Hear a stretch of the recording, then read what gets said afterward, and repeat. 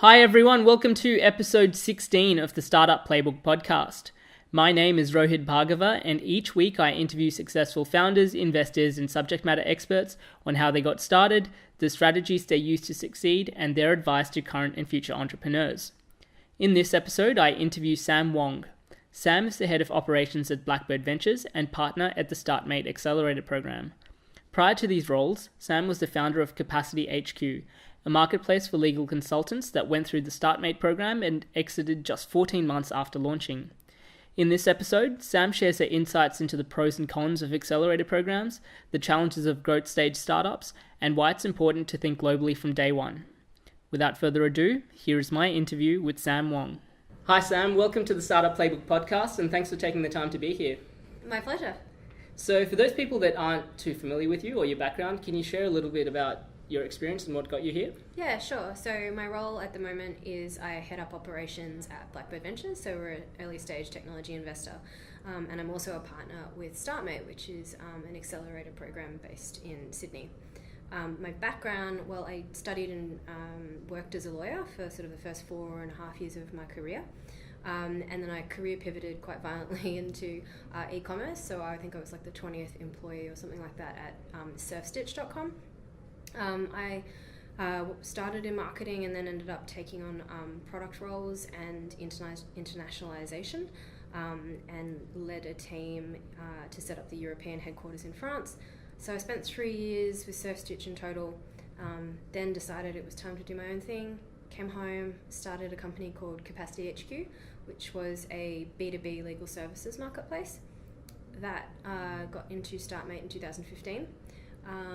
We did Startmate. During that period of time, we sort of pivoted. I found a kind of a new home for what I'd built at CapacityHQ with Legal Vision, and that was great. And you know, that exit sort of enabled us to spend a bit more time working on other ideas. None of those really came to fruition. And when I ran out of money, Nikki, who ran Startmate and founded Blackbird, offered me a role. They were hiring their first person after raising the second fund, and I decided to take it on, and it's been about a year now. Perfect. So yeah, I want to obviously cover some of the things that you're doing at the moment with Blackbird and Startmate, but just going back to your first foray from, you know, being a lawyer into getting into marketing at Surfstitch, what instigated that transition, and how did you find the transition from being a lawyer into going into marketing? Yeah. So like most people, I never really planned to have a career in law. It just kind of happened. I got the marks to get a clerkship, and when you get a clerkship, you get a graduate role, and when you get a graduate role, you know, before you know it, you wake up and you're a lawyer. But I'd always kind of had designs on maybe doing something entrepreneurial. Both my parents are entrepreneurs, and I'd always been dabbling in things on the side. I was always one of those people who had side projects, and so I'd been able to test out what I liked working on while I was a lawyer. So I think I got to about the 4-year mark where I decided that I was either in it for the long haul or it was time to change to something. I wasn't happy. I actually took a leave of absence, so they agreed to hold my job for me for a year, and I was slated for a role in London as a lawyer, and I was travelling for 3 months beforehand, and I just started having nightmares every night about this role I was about to start, and I thought, this is like a really bad sign. I've done the hard thing, which is effectively resign, and I've got really nothing to lose because my job is still held for me. So why don't I take this year to explore some of these ideas that have been kind of fermenting in the background? So that's what I did. I was interested in two things. I was interested in online media, and I'd started, I'd worked on an online newsletter, a bit similar to Broadsheet, but way before Broadsheet and Time Out were even in Australia, called Cherry Picked, with another woman who is now at YouTube / Google. And I liked that. I also was fascinated by retail, in particular online retail. Online retail like almost seems old-fashioned now, but you know, back in 2010, it was not, you know, it was very nascent. So those were the two things I was interested in. I basically just went out to my network and, said, does anybody know anybody with an online business? I have no relevant skills or experience, but I am willing to learn. I'll work for free. So that surfaced 2 part-time jobs, one paid, one unpaid, and one of those jobs that happened to be paid was at SurfStitch. And so I started there 3 days a week. They needed help with SEO optimization. I didn't know anything about SEO, but I figured it was a good place to start learning about this stuff. And so I did that for 3 weeks. During that first 3-week period, the email marketing girl left, so I took that on as well. And then I think 2 months after that, SurfStitch signed a JV with Billabong, and under that agreement, we had to roll out all of Billabong Brands e-commerce. So you may not know this, but they own Element, Von Zipper, Nixon at that time, Tiger Lily, etc. They had about 8 brands, none of which were selling online, and they had no capability to deliver that themselves. So we effectively built 8 mini startups off the SurfStitch infrastructure, and that was my job to kind of make that work, make that happen. So it was really good because I got to work across marketing, product, buying, operations, etc. And really kind of cut my teeth with that experience. Sure. Was there anything in your time as a lawyer that you were able to translate into working at SurfStitch? Yes and no. I had to unlearn a whole bunch of things, like the attention to detail. You'd spend hours, literally hours, writing a short email in law because you are not allowed to make mistakes, like even grammatical mistakes. And I realized that in startups, that stuff doesn't matter. It's the pace that matters. It's just punching things out at, 80% is good enough kind of thing. So I had to unlearn a bunch of stuff. On the flip side, I kind of ended my career in corporate litigation, and really managing a litigation process doesn't look, if you manage it well, doesn't look too different to managing software development. So I was able to kind of apply some of that project management, I guess, thinking around what I did at SurfStitch, but mostly I just had to learn everything from scratch. Sure. Yeah, obviously, it sounds like you kind of jumped in looking for experience, and then you were thrown sort of headfirst I got into experience. to being very hands-on. So what then instigated your movement from SurfStitch to starting your own thing?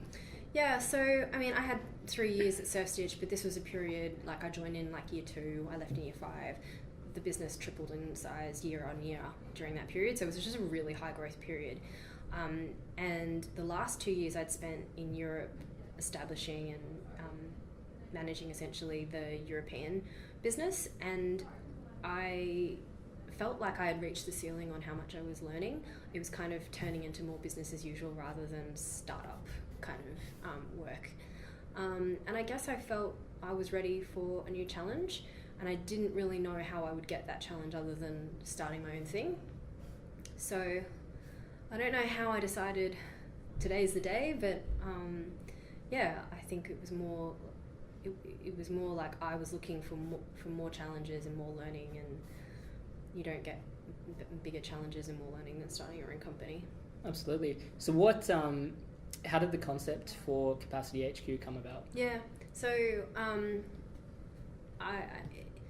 I guess like most people, they always say scratch your own itch, and I thought about what are the problems that I know intimately well, and it was sort of trying to solve a problem that I myself experienced, which is that I wanted to kind of do law, but I also wanted to do other stuff on the side, and there was just it was an either or kind of proposition. And I saw what was sort of happening with on-demand labour in other verticals like software engineering and graphic design and stuff like that.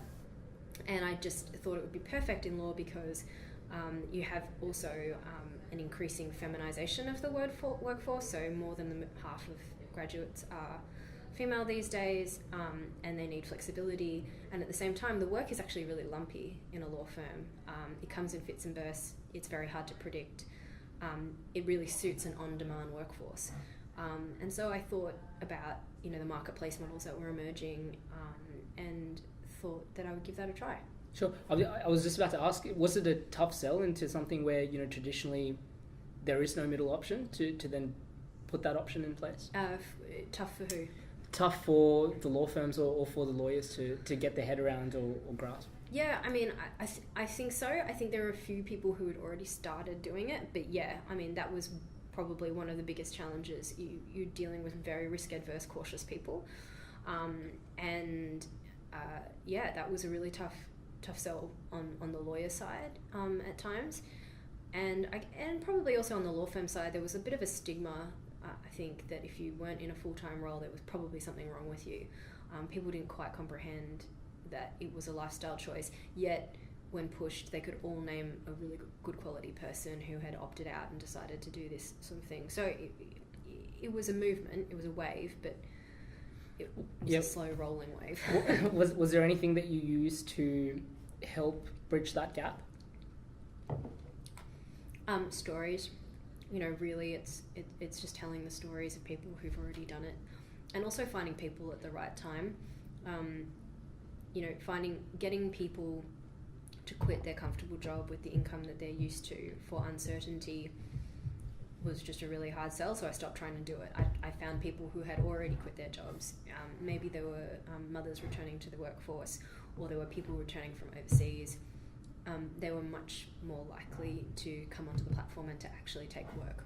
Sure. And excuse me. And as you mentioned earlier, you took CapacityHQ through the Startmate program. Yeah. What was that like? That experience? Startmate was probably like the best thing I've done in my career to date. I learnt more in that period than in any other 5-month period, but it was really tough, and it was really tough because we were quite early, and I don't think we had really validated enough. We definitely didn't have product market fit, and I don't think we'd validated enough the customer demand. And it's the dynamics of an accelerator are it's a race. Everybody starts at the starting line, everybody ends at the designated finish line, everybody's after the same goal, raise a big round, preferably in the US, and those dynamics really push you to pull everything out of yourself, but they also leave you feeling very raw and exposed if you don't in fact have what it takes from a business perspective. So I think it was really tough, but that said, I feel like I learned all the flaws and weaknesses of the business in a very compressed amount of time, and if they are the realities and truths, then I'd rather know them sooner rather than later. Sure.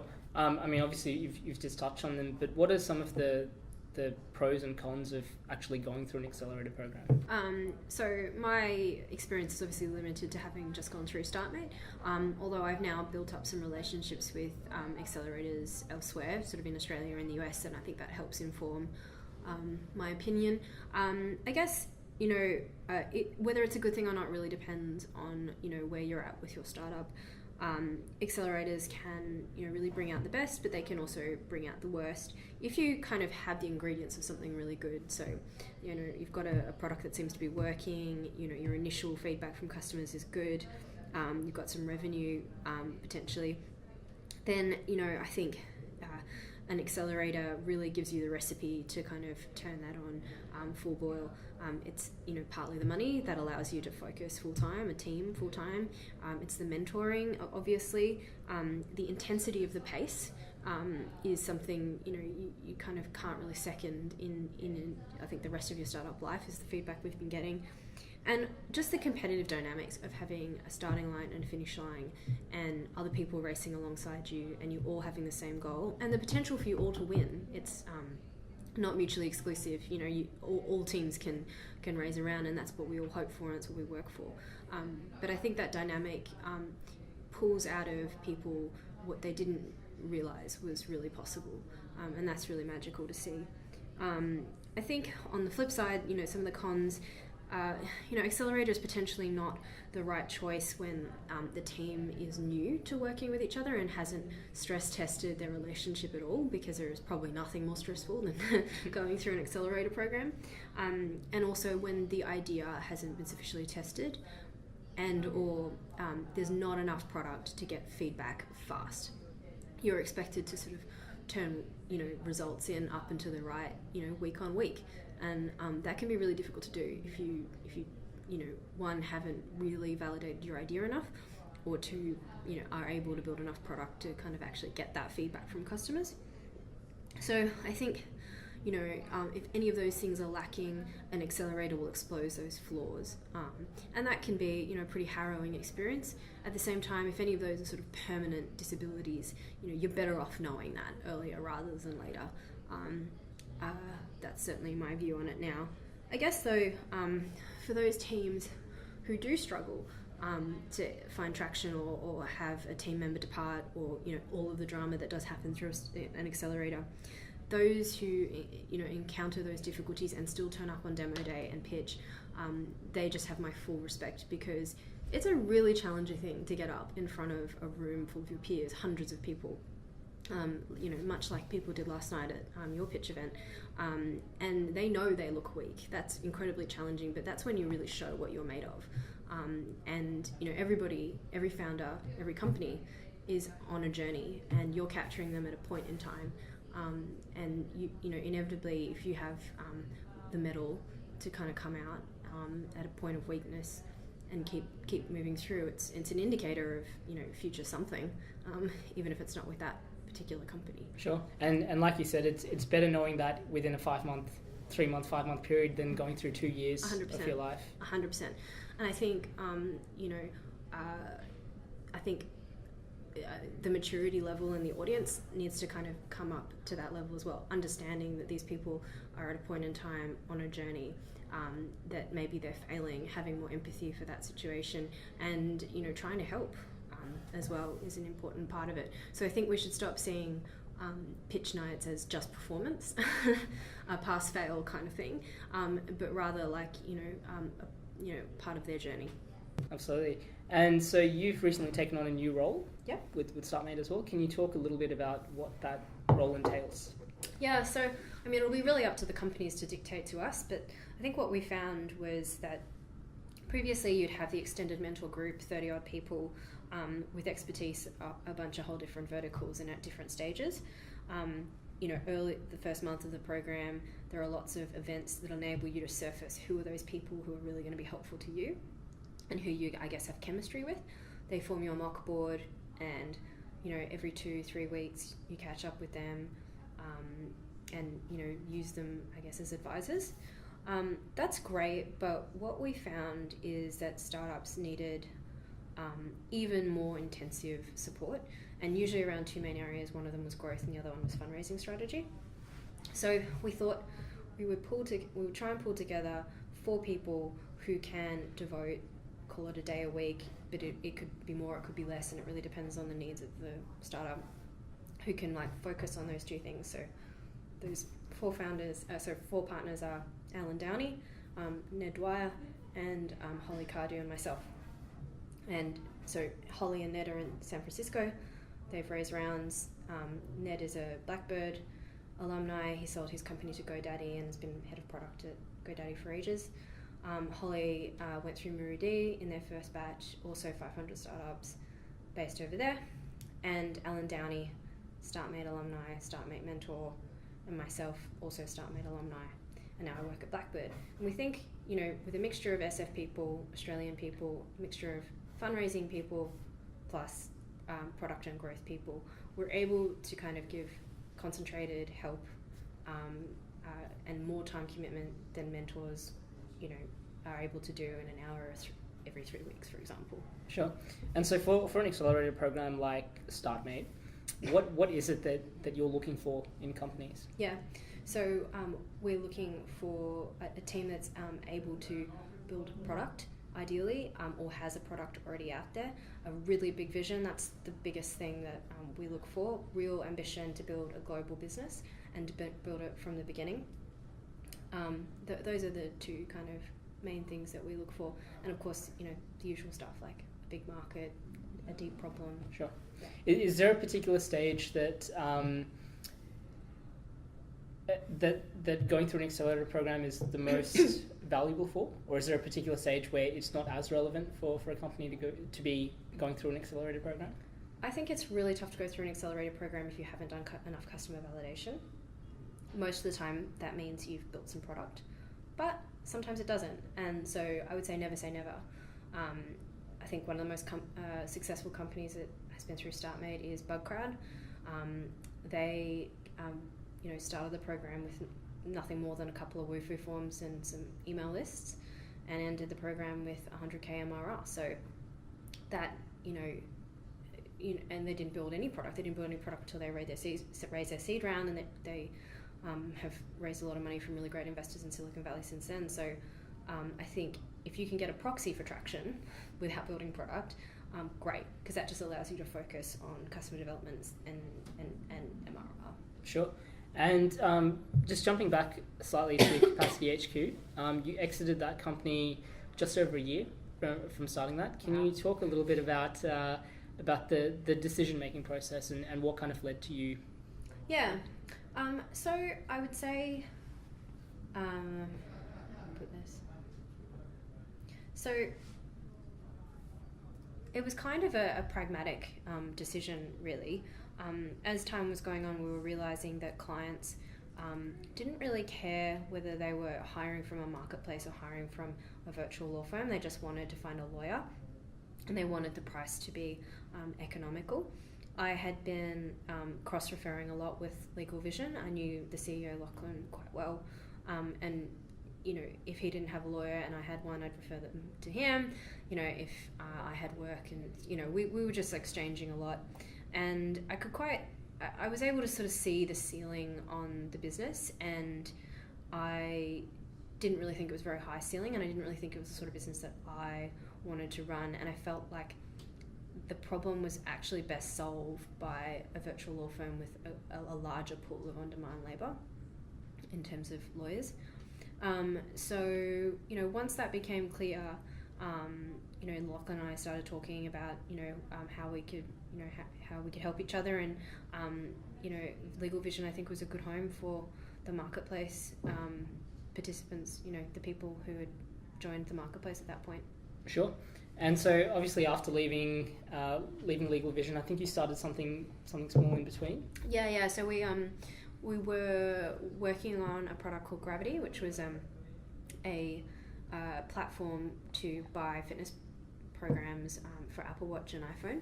It was very early kind of idea stage. We were working with a couple of Instagram influencers. Very different market, obviously. I think it was we might have kept working on that, but for running out of money, and my co-founder and I probably thinking that we'd stressed our relationship enough. So my co-founder was my boyfriend. So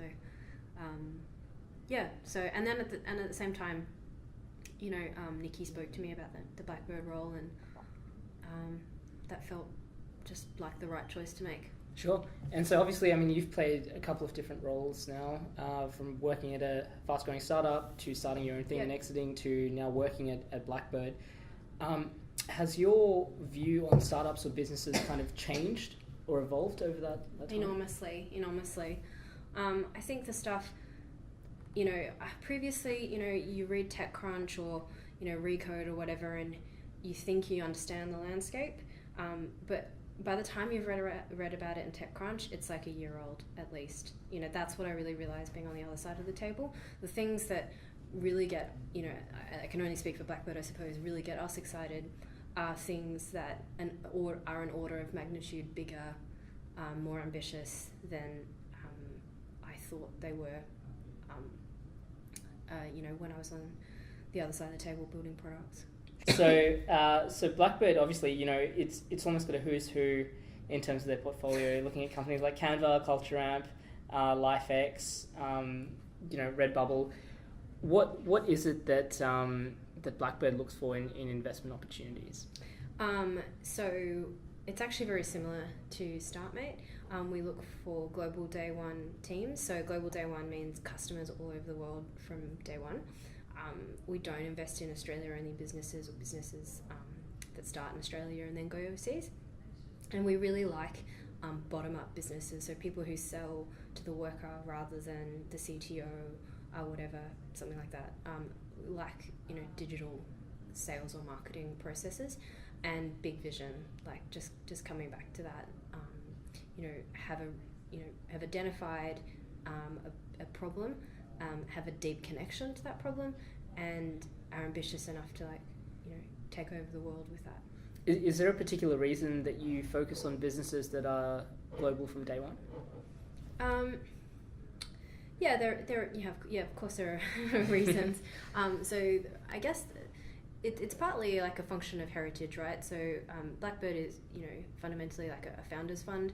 It was funded by, people like the Atlassian founders, the Campaign Monitor founders. These are people who, even without funding, built global day one businesses from Australia. Australia's market, is the size of Texas. It's, the internet breaks down geographic barriers, and really to be competitive, you have to be building a business from global day one. That's kind of what we believe. And also, I think the reason why you should start global day one is because you build a fundamentally different business, because you build the business in response to customer feedback. Customer feedback in Australia could be fundamentally different to the customer feedback in the US or Germany or wherever in the world. So you want to listen to who your best customers are going to be, or who the majority are, right at the beginning, and let that guide all the decisions you make in product and everything else from then on in. And also just, you don't have the benefit of, a year ahead of the competition now. If you find like something's working, if in a particular geography, it spreads like wildfire. You just don't have the ability to kind of build a moat and then go when you're ready. The market will probably have beat you. Sure. And in terms of people that are looking to contact a VC like Blackbird, when's the right time that they should start approaching these firms and building those relationships? I don't think there's ever I don't think it's ever too early. We prefer warm intros, so most of our leads come through the founder network or the investor network. So there are about 100 investors in each fund, and most of them are involved in the technology industry in some way.